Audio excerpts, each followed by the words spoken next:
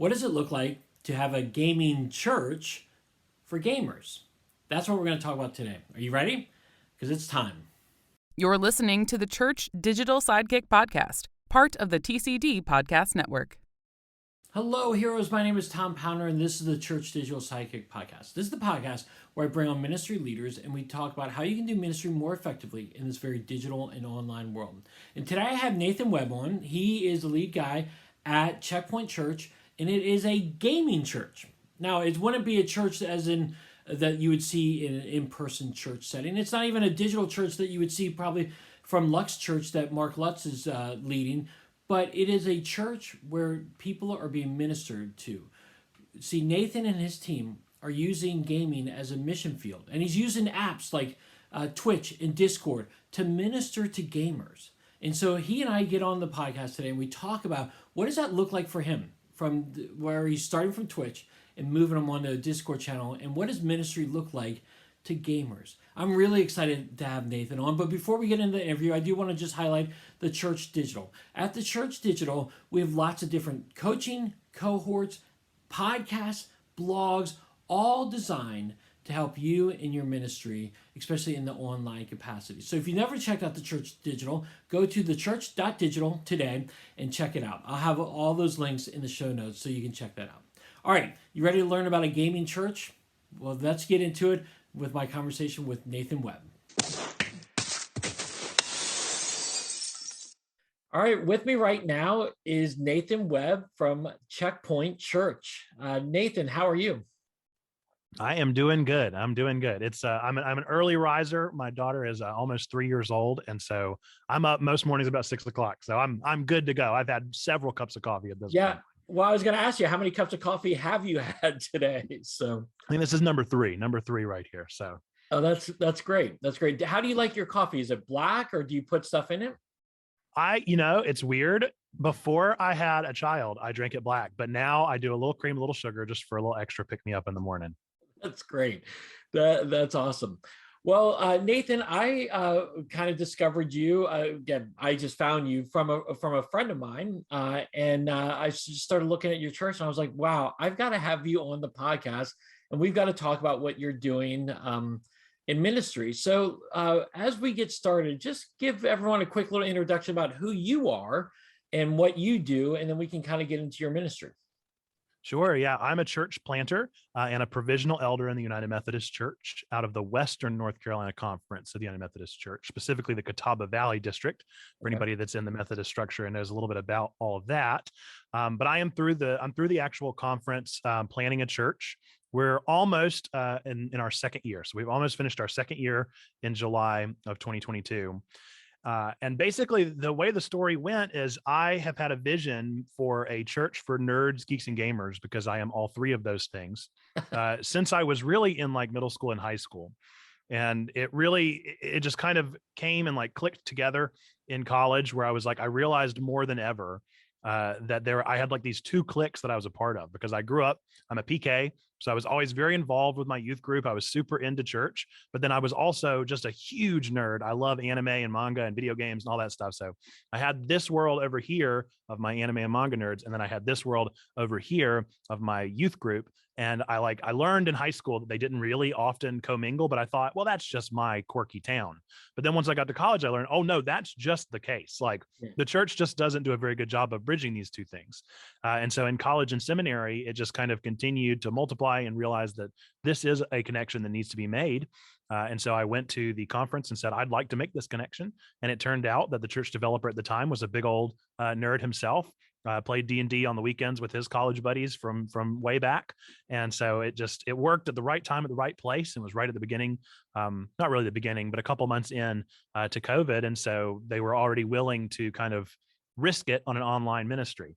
So we started Checkpoint Church, the church for nerds, geeks, and gamers. Right now, we are 100% online, and we go through three major platforms online with maybe a future in like a Comic-Con-esque physical gathering, but currently we're 100% digital. Okay. So talk to me a little bit about your launch process a little bit, because, I have a little bit of familiar, I'm not a church planter, but I know a lot of church planters. And so their launch process is a little bit different. Were you ever thinking about launching an in-person church? And then because of COVID, you said we just got to go all online at first? I was really fortunate to have a church developer who was very willing to answer questions, to hear ideas and concepts, but to also really let the reins loose and not force me into anything in particular. So I took the first. We found out about the plant in March, probably ish, and figured out that was something we wanted to do. And so from March until July, I just did as much research as I could possibly do. In my final semester at seminary, I took all the courses that I could that related to this thing. I met with professors. I met with anybody that would listen and hear me and talk to me, and did all the research that I could. And what I discovered was that if you wanted it to start a church, you really needed to go to the place where the people were. And so I started to ask myself the question, where are these nerds, geeks, and gamers? I know that they're at places, but I don't know where. And so one of the big places that I found that they were flocking was Comic-Cons, but that's once a year. And so I was like, well, that's weird. So what do I do? Do I need to just do church once a year? What does that look like? And then I discovered where they were really hanging out was online, and mostly through these platforms that I've kind of discerned down into. And so I really worked with one of my coaches at the time, Jim Griffith, and honed in on like one particular platform known as Twitch, because that's where gamers really were hanging out. And so I wanted to enter into this place of Twitch, kind of like a coffee shop, like a church planter would a coffee shop, and just get to know this community. And then have a place to send them, which we eventually discovered was going to be Discord. But that was my overall goal, was asking the question, okay, who do I want to reach? And then once I know who I want to reach, how can they be reached? In what way could they possibly be found? And the truth was that if I was going to go with the physical church plant, I probably just wouldn't have found many people. Even in the world of not like of secular gaming communities, the only thing that we really have, at least in the small towns and the rural towns, you might have a game shop if you're lucky. And even then, that game shop is probably a secondhand game shop, and they're doing all they can to survive. So maybe some larger cities have some like real coffee shops that thrive and have D&D sessions and have tables set up. But the odds of that, unless you're doing a barcade and you've got your liquor license, then you might not find the audience that you're really looking for. And so we decided that online was just going to be the way that we were going to need to reach people at first, and then figure out what God was discerning in a physical gathering after the fact. Yeah, see, I love that because, again, I think a lot of people are really just beginning to discover that places like Twitch and places like the metaverse and VR are where people are hanging out. And so they view it as a mission field. And they go where they are. Like I grew up, I was a student minister, and I worked with Young Life. And the key phrase with Young Life a lot is, you want to go where kids are, go where they are. And so you're going into Twitch, you're talking about Discord. What does it look like for you to go into Twitch? Like when you say that, what are you doing? Yeah, there's a couple of ways that I think that culture is really built. And the true culture of Twitch is not really found in the streaming or the streamer, but in the chat box. So at first, what we really wanted to do was to stream. And to figure out how can we be an attractional model of streaming. So we started out streaming a couple days a week. We streamed some of my favorite games that I just thought were really important to kind of a Christian conversation, games like Undertale and Life is Strange and that kind of thing. And so we worked through those games, and we just kind of piddled for a little bit and tried to figure out what in the world we were doing and what was going on Twitch. But the more that I've learned and the more that we've grown, the more that I've discerned that this isn't really about the streaming, but it's about the people that come to the stream, that start conversations with the stream. And so asking myself the question of like, okay, what can I offer that other streamers are not offering? Well, I'm offering conversation. Most streamers are so vast and so huge, and they have so many people at one time watching them, that their chat may be able to have a conversation within itself, but for the most part, it's just kind of throwing stuff at a wall and seeing what sticks. With our community, you're able to actually enter into this space and start conversations. And so that's the main way that I've discovered people are doing this ministry already, is by being as conversational and building a community as intentionally as possible within the confines of the actual chat box, not so much the streamer. Okay, so I'm thinking about this, and I'm looking at myself, and I'm like, yeah, I like to play some video games. I have a Switch. My kids have an Xbox, but I stink. I stink at video games. Can I stink at video games and be effective with streaming? Yeah, I think my community would tell you that you absolutely can, because I definitely do. There are some things that, like, there are some games that I'm good at and that I really enjoy, and I play those for a passion. One of the things that I discovered at the very beginning, I love Pokemon. And so I was streaming 3 days a week, and I was streaming 3 days of Pokemon. And I didn't want to become a niche streamer. So I didn't want to just be reaching the Pokemon community. I want to reach the Twitch community.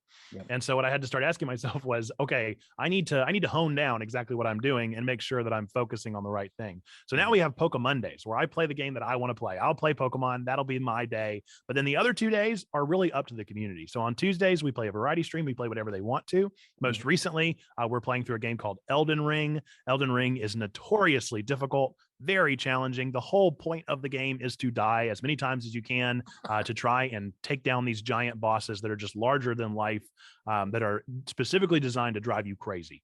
And so I'm not good at those games, but I play them because they're fun and it's an enjoyable experience to play with the community that's gathered there. I have a death counter set up on my stream so that every single time I die, I press a little button, and my number above my head pops up. Now I've got 35 deaths or whatever it may be. And so then on Wednesday nights, we have a community stream where we just game together. The point of that stream is not to play necessarily a narrative game, or not necessarily just to continue progressing through a story, but instead the whole point is that we're going to play Mario Kart in community. You're invited to come play with us. You're invited to, jump into a round of Super Smash, or to go into this world of Fortnite with us, or to squad up together, whatever it may be. That's our whole purpose on Wednesday night.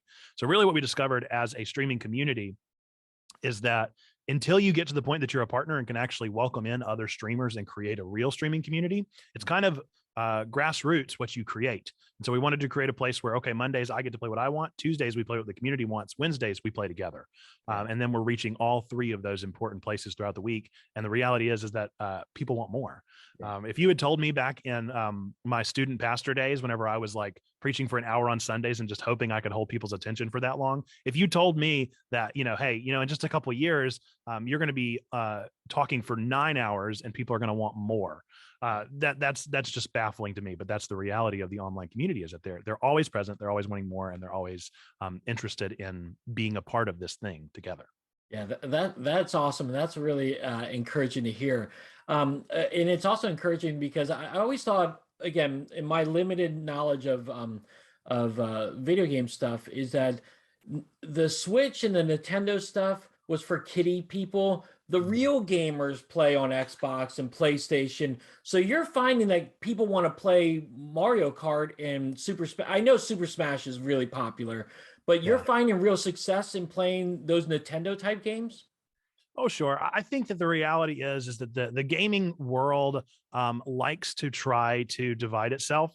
But the truth is that we all get excited whenever a new Pokemon game comes out. The truth is that we all get at least a little bit excited whenever Elden Ring drops. Even the Nintendo fans are like, "Wow, that's pretty cool." Yeah. And there's been so much crossover and blend between the worlds. And I really think if I had to pin that on anybody, I'd probably pin it on Xbox. I think they've done a phenomenal job with their Game Pass of really merging a lot of different worlds. But while it is tempting, even with Nintendo, there are games that I like better than any Nintendo games. Yeah. And there are games that I would never introduce to my group in particular, that may be my favorite game, but they might just not make sense for us. Mm-hmm. I really like visual novels, which is just what it sounds like. It's a game that plays like a book. And so you really just do a lot of reading. And that's not a ton of fun on a stream. But I might recommend those games to people just because they're what I enjoy, even if they're not what the community necessarily enjoys. So everybody's got different tastes. But regardless if it's Nintendo or Xbox or PlayStation, there's always going to be a new trending game that people are going to want to experience in community together. That makes sense. That definitely makes sense. It's kind of funny because I always encourage that, as I've been in student ministry a long time, that playing video games is okay. That's really okay because that's what kids are playing. And so I'm fascinated with the length of your streams. And I've heard different things over the years. It's important. You say 9 hours, but the longer your stream, the better. Is that correct? Sort of. Okay. It really depends on your goal and what you're shooting for. If I wanted to be up there with the biggest and the best streamers, if I wanted to get famous, if I wanted to have a huge following, if I wanted to make brand deals, then a lot of people will tell you that the best way to do that is to really market yourself, to do as long streams as you can do. There are streamers right now who are streaming, I think if you sign a Twitch partner deal, you sign on to something like 60 hours a week. So there are big deals being made out there, and there are big communities being formed. But the reality is that I have no interest in my quote unquote brand getting famous. I have no interest in myself getting famous. Our big goal is to meet people and then to point them towards our Discord, towards our community. So if my goal on Twitch were to get famous, then yeah, I'm not doing enough. I would have to do a whole lot more, and it would really have to change up our structure and our flow. But that's just not our overall goal with our sentiment as it is. So we're kind of focusing on what can we do to first welcome people, to make sure we're creating the most welcoming place. And then once they get there, we want to make sure they have things to do. And so I'm constantly working on developing our Discord to be a 24/7 interactive place where people are always engaging. And then 3 times a week, we have times where we're literally live, where we're synchronously engaging with one another on Twitch. And then we also have an asynchronous kind of spiritual method right now where we post a sermon on YouTube every single week. And that sermon isn't like your traditional sermon. It doesn't have a worship service backing around it, but instead it just takes kind of a trending game or anime or topic, and it relates it to scripture or some kind of moral idea, just so that we're kind of slowly introducing these concepts via a format, being a game that we're familiar with. Yeah, I love your process, and let's dig into that a little bit more. But I do want to just encourage you. I see so many different people, and this is ministry people, this is online people, whatever, however you want to call it. People in ministry want to promote their brand and want to be about them, and to see that you're just want to introduce people to the kingdom of heaven is refreshing. So I appreciate that. Okay, so let's go into your process a little bit more. You just highlighted it again. You want to get them from Twitch to Discord, and then you're posting sermons as well, or messages that are tailored around video games, which I think is awesome. How do you get them to go from Twitch to Discord? What's the process there? What's the thinking there? Do you have a team of people that help you as you guys are making that transition from Twitch to Discord? Yeah, so it'll help if I kind of lay out the full discipleship pathway there as we've kind of drafted. Wonderful. We're still working on it. We're still Yep. drafting where it goes, because like I said, we're only just now wrapping up our 2nd year. So we're still very new into this thing. We're not chartered in the United Methodist Church, so we don't technically have members, but we're kind of doing our own thing as we figure out what that looks like for the future, as we kind of future-proof ourselves. But basically what we've discerned, we started at the very beginning by doing everything. We were everywhere all the time to all people. We were streaming to Facebook, we were streaming to YouTube, we were streaming to Twitch. We were posting on Instagram, we were posting on Twitter, we were posting everywhere. We're doing everything all at once. And I discovered that if you do everything all at once, none of it's going to stick. And so we kind of took a step back after the first couple of months, and we said, well, where are we having either the most success, or where are we having, even if it's not numerical success, where are we having communication? Where are we building community? And we discovered that Twitch was the main platform. So we started out with Twitch. We wanted to reach people there via our streaming. So we said, this is where we're streaming. We're not going to stream anywhere else. This is our place. So we started streaming on Twitch, and that found a lot of success. Then we figured out we need a place to put them. So we started out with a Facebook group, as one kind of does. And I'm not a big fan of Facebook. And we discovered pretty quickly that neither was the gaming community. Neither are the nerds. Where are they? They're in this place called Discord. And so I had to learn and discover this place called Discord for myself, and kind of venture into this kind of new battlefield for me. I was totally unfamiliar. I built one from scratch. I've learned a lot. It has changed drastically in the year and a half since we launched our Discord, but it has gotten better and better every day. I think that there's kind of a freshness too, of like bringing in a lot of naivete and ignorance into this thing, because you're kind of exploring new possibilities in people that are familiar with the platform. So we push people towards our Discord. It's very easy to do via Twitch. They actually have exclamation point commands. So you literally type an exclamation point and then a word, and it'll bring up a link. So we have exclamation point Discord. So at any time that we have somebody new join into our chat, or they really start interacting with our Twitch, or maybe they've been around a couple times, we say, hey, if you want more of this, then you should check out our Discord, because we're there all the time. We're always interacting there. We're always having a good time over there. And so that's a literal just push method that we do via our chat. Sometimes it'll be me encouraging that. Sometimes it'll be members of the chat saying, hey, you seem like a really cool person. Why don't you join our Discord and learn more about it? People can also share that link.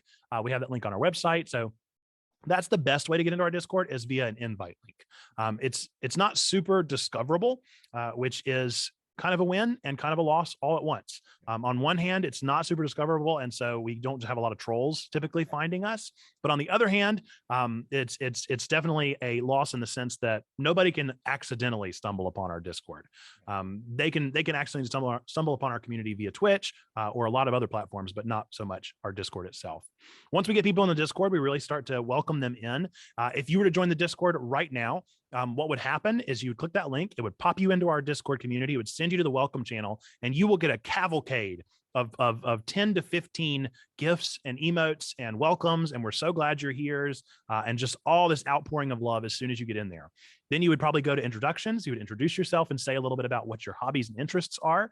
And then depending on what you say, members of our community are going to step up and say, hey, you sound like somebody that would really want to check out our anime and manga section. Or, hey, you sound like somebody that would really enjoy our tabletop role-playing section of the Discord. And they're gonna point you directly to places to start getting plugged in.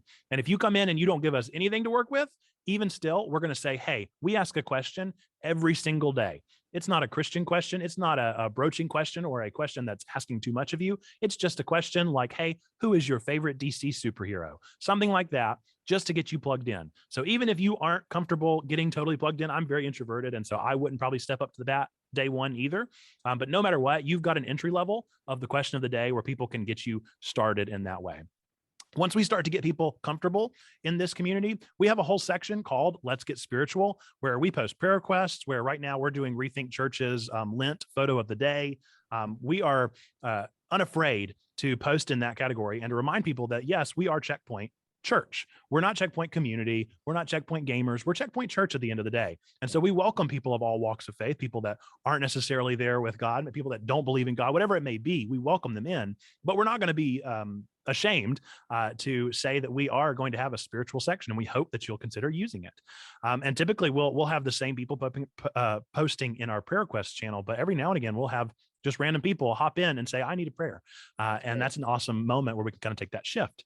Then we point people towards our YouTube channel. And that's kind of a weird order, right? I mean, typically you would think of YouTube as being one of the more discoverables, but whether or not people discover our YouTube channel is never my priority. YouTube is really after you already joined the Discord. So if we're on a little like funnel of a discipleship pathway here, our biggest pool is Twitch. We get a little bit more concise with Discord. We get even more concise, ideally, with our YouTube channel, which I've already mentioned a little bit. We post those sermons related to anime or movies or whatever is trending at the time. And then our most recent step of our discipleship pathway has been a thing called Level 2.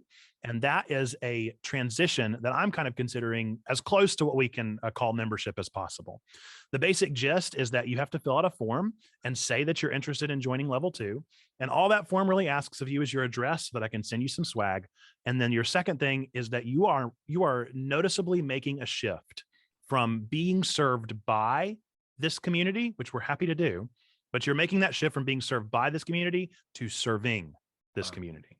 And so that's the big change. That's the first step, I would say, of our actual discipleship.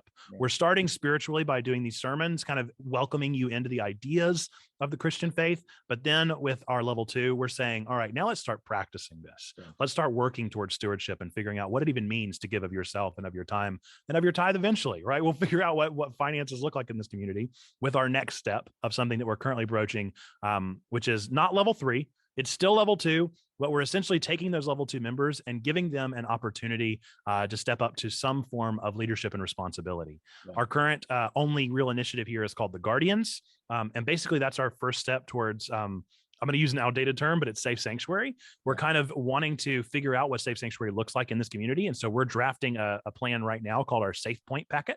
And that's going to have kind of our best practices of safety online. We're getting that reviewed through the conference. We're going to have that available for people if they want it and want to use it. But that's a specified role of people who are saying, okay, I've already said that I want to be Level 2. I've already said I want to serve. And specifically the way I want to serve is I want to keep this community safe. Yeah. And so we already have 4 guardians right from the get-go who are interested in taking these first baby steps with us and figuring out what it looks like to be safe in this community. And not only to be safe, but to offer up safe opportunities. Yeah. So they're going to be hosting events. They hosted an Among Us event a couple weeks ago, and it was so much fun just getting to play that game with this community and getting to kind of practice a totally It was not led by me at all, which just does my church planter heart proud, because we had one of these people who started out with us in this community and are now stepping up and leading something for themselves in this guardian role. And so in the future, we have more hopes for this kind of specialized responsibility of what that means to either be a part of our stream team. I don't want to be the one streaming forever. My ultimate dream with this is that maybe I stream Poke Mondays, Tuesday, Wednesday, Thursday, Friday, Saturday, Sunday, we have somebody else streaming. Yeah. That's my dream. That's my goal, is that we can just continue to diversify this place and to make sure that we're equipping all of the saints in this community to do what they are feeling called to do. I love how you're letting this church evolve, and that you're adapting, you're adding, you're changing. I think this is really awesome to hear your pathway, to hear your passion behind it, and to see that people are stepping up to that. I love to hear this whole process. So let me ask you this question, because this is the elephant in the room that a lot of people ask. Like I feel, well, at least I feel. And again, I have no opinion on this, because I think this is fascinating what you're doing. Do you ever envision doing a church service, or is that not part of the plan? Yeah, it's really, really tricky. I would say that I'm less concerned with the, quote unquote church service. I'm less concerned with what we would probably refer to, at least in my colloquialism, as worship. I'm less concerned with a worship service. I think that we have elements of that are really already happening. I think that our Sunday sermons that we post, we're going to start transitioning into kind of a small group, almost a John Wesley style class, if you will, where we might host a time of watching these together and talking about them. Maybe that'll take an hour. Maybe it won't. Maybe we'll have music. Maybe we won't. I have no idea. But we're going to allow that to be a thing that we develop and we figure out as we move towards. My ultimate goal for because I think that the question that my peers and my mentors would ask is less about worship and more about the sacrament. And so that's the bigger question for me, is when do we transition into that? I'm so thankful for the opportunity right now to not feel pressured, to not feel rushed into that decision, because I feel like while it is an important question, it is such an important question that we shouldn't just jump to conclusions. And I want to take as much time as I can to explore it. My current goal with this community is hopefully next summer, just depending on our critical mass, depending on the size that we get to and the leadership that we have at that time, I would love to do our first ever step into what it looks like to do a yearly Comic-Con Mecca gathering, where all of the people from across, because we are literally reaching across the world. What if all the people from across the world flew into one city in the States and went to a hotel, and we rented out that area and we hosted a weekend long or even a little bit longer event where we get together, where we do have an opportunity to just play games together, to do that kind of, everybody always wants to say that we're not embodied, which I disagree with, but sure, to the haters, right? We'll do an embodied time together in this space. Maybe we'll host a worship service. But regardless of whether or not we host a worship service, I want to practice the sacrament during that time. I want to make sure that we are observing the Eucharist, observing communion. I want to make sure that we are taking that time for anybody that wants to be baptized or to reaffirm in this kind of bizarre form to do that. Yeah. And does that mean that we'll never do those things digitally? Well, no, I don't know that. Yeah. But I think that I want our very first time as a community to be in that Mecca-like form. But again, it's just like you said, it's a matter of exploration. It's a matter of discernment and figuring out what is right for this community and what do we feel led towards. And currently, at least in my leadership and in the current existing structure, we just aren't feeling pressed in any direction quite yet. Well, that was a kind of a follow-up question I had, is that, when you launched your church, it was during the midst of COVID and everything was shut down. And I was wondering if you were getting pressure to be like, you need to be in person now. You need to be doing something in person where people are having community together. Not that you're not having community now, but so you're not feeling any pressure at all from the church to do something different now that people are meeting back together. Definitely not from the voices that I don't want to say matter. That's cruel, but definitely not from the voices that are, the most influential. Yeah. I think that I'm hearing it more from my peers than from the mentors that are behind me and the coaches that I have really guiding me along the way. The people that I'm actively seeking out their advice and actively seeking out their thoughts on the matter, they think that this is a real viable possibility. They see the good work that's being done. They see the community that we are building.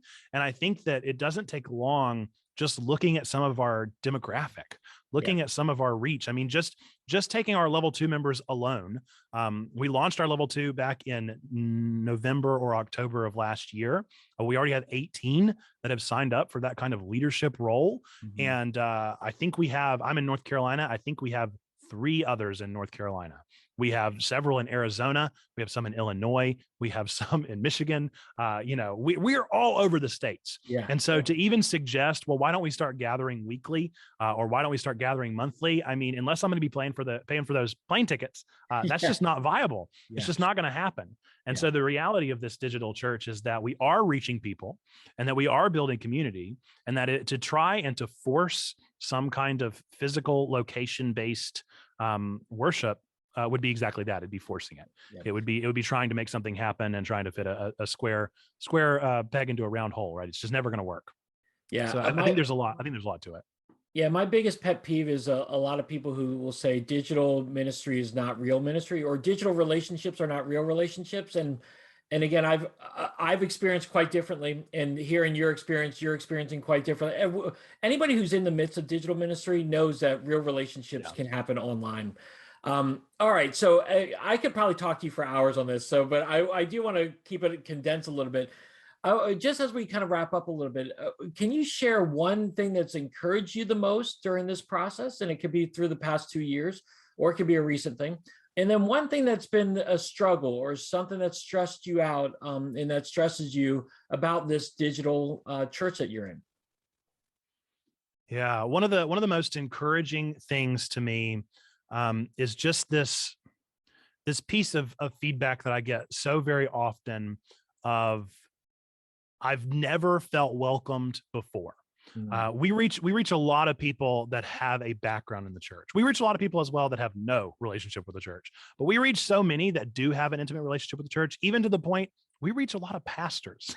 We reach a lot of people who are actively serving churches that will enter into this community and will say, I've been in the ministry for 5 years, 10 years, 15 years, 20 years. My spouse has been in the ministry for 5, 10, 15, 20 years. I've been in the church my entire life, and I've never felt welcome. I've never felt really seen. And so being able to experience that is something so affirming, because I am also experiencing it. Like I said, I'm a PK at the very beginning. And so I've been in the church my entire life. And no, I never wanted to play another round of horse, right? I wanted to talk about anime.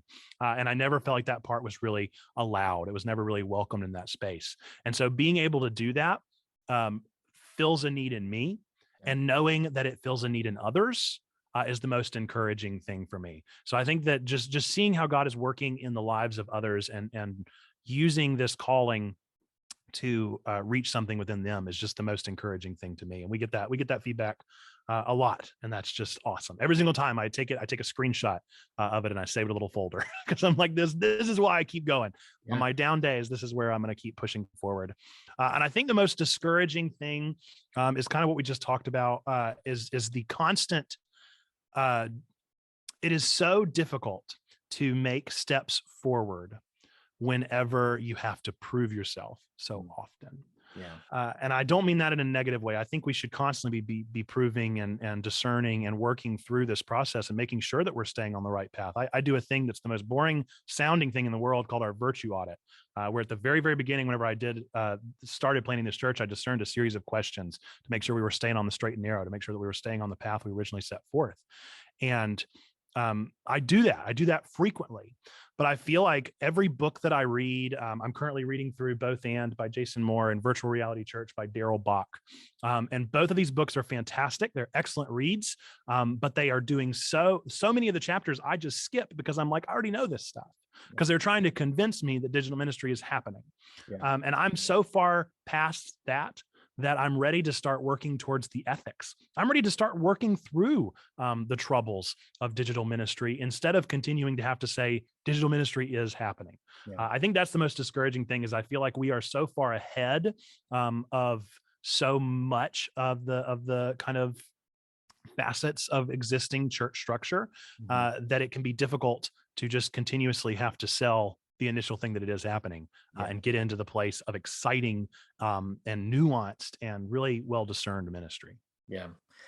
Dude, that's I feel your pain there, and I can completely understand that. Well, dude, this has been really encouraging for me to hear this because again, I've been doing digital ministry for a while, but the gaming aspect is something that I'm not very good at, and so I've always been hesitant to do it. But having conversations like that encourages me, and the mission field is ripe.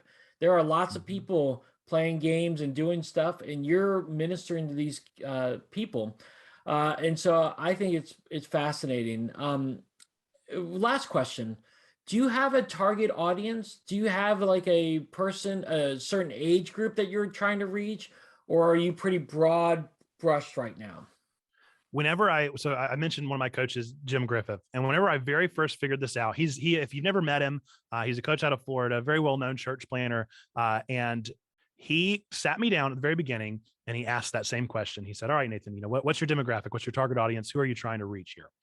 And I said, "I'm trying to reach 25 to 35 people that are in the internet, digital native field, people that are online, that are existing on the space online." And he said, "Nope." He said, "That's not going to work." and I was like, "Okay, what do you mean?" He was like, "That's way too broad." He said, "You don't even realize how broad of a brushstroke you just wrote." He said, "Pick 2 years. They pick 2 years, and that is your demographic. If you reach people outside of those lines, great. Pick 2 years." And so I picked ages 29 and 30. Okay. Those are my age. That real late 20s. We reach a lot of people in that demographic, but we also reach a lot of people that are down to the minimum age on Discord allowed of 13 years old. And we also reach a lot of people up in their 40s, 50s, 60s, even who are in the retro sphere, or really not even so much retro sphere anymore, of gaming. And so we reach a lot of different people, but my target, everything that I try to do, is really reaching people exactly where I'm at. Like I said, this came out of a desire within me. And so the person that I can speak for the best is myself. What would I want? What would I expect out of this? And then try and create something as true to that, while also remaining as true to the gospel and the mission of the church to make disciples for the transformation of the world as we possibly can. Well, this has been encouraging, man. This has been great. And again, like I said, it's been encouraging for me, and it makes me want to dig a little bit more into this and get past my insecurities of I'm not good at gaming to do this kind of stuff. Nathan, as we kind of wrap up, if someone wants to reach out to you, what's the best way to reach out to you and just connect with you or follow what you're doing? Yeah, we have a lot of different places. So the best place to start is probably with our website, checkpointchurch.com. You can also reach out to me at checkpointchurch@gmail.com. Or we have a link tree that has all of our links. So if you go to linktree/checkpointchurch, you're going to be able to find pretty much every link that we have, everything that we do. We have a lot of things going on at any given time. Like I mentioned, for in-house community, we have our Twitch, our Discord, our YouTube. But even for people outside of our community that are just curious, I produce a weekly newsletter called the To The Point newsletter. And that kind of is a succinct email-based newsletter that'll be sent out to you every week that just has, here's kind of what's going on. Here are the discoveries that I'm making in digital ministry and in gaming ministry. And I like to share those thoughts because I see that as a major part of this role that I've been given as a church planner. Not only am I creating a community, but I see it as my obligation to share what I've learned. And so I want to do that for as many people as I possibly can. And that's the method that I found that's best to do that. Yeah. Well, great. Well, I will include all those links in the show notes so people can just kind of click on that. Nathan, I'm going to have you back on the podcast because I've got more questions for you. Anytime. So, I'm always happy to hear it. And I would love to catch your stream whenever you start your Twitch channel. You let me know. There you go. There you go. So Nathan, well, thanks again so much for joining me today. All right. Thank you. All right. So what did you think? What stood out to you from what Nathan was doing? Again, it's not a traditional church. Again, it's not even the digital only church that are happening around. This is a church that's really evolving and changing as they are ministering to more gamers. So what did you think of it? What encouraged you? What challenged you? What made you think? I would love to continue this conversation online, so definitely hit me up on Twitter. @TAPounder is my Twitter handle. I would love to talk to you a little bit more about that. All right, heroes, well, thanks so much for joining me. Again, as always, you can subscribe to this on YouTube. you can subscribe to it on iTunes or Spotify. You can also go to thechurch.digital and check it out. There, again, you can check out the cohorts, all the coaching, all the blogs, all the podcasts from a variety of different voices, not just my own, but a lot of different voices as well. So go to thechurch.digital today. All right, heroes, well, I hope you have a great rest of your day, a great rest of your week, and until next time, have a great one.